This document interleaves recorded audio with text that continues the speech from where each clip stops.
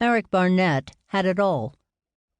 At least that was the impression of anyone who met him.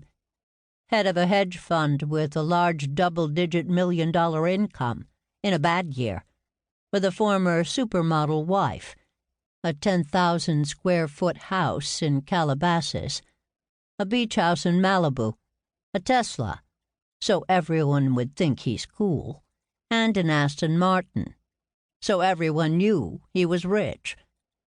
Even though he wasn't technically a Wolf of Wall Street, the financial moguls were a different breed, regardless of where they lived.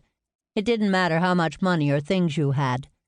You had to have more than anyone in your circle of friends. And neither he nor his peers took the time to enjoy the riches they had. They were obsessed with more of everything. More expensive watches, more expensive cars, more expensive vacations. And when the circle of friends became lower than your pay grade, you moved up to the next circle of social inequality. It was excess within excess. Los Angeles was the perfect setting for such conspicuous consumption. It bordered on obscene, which made his job as a hedge fund manager easy. Just the idea of being accepted into a hedge fund was something to brag about. But the hedge fund business was exactly that.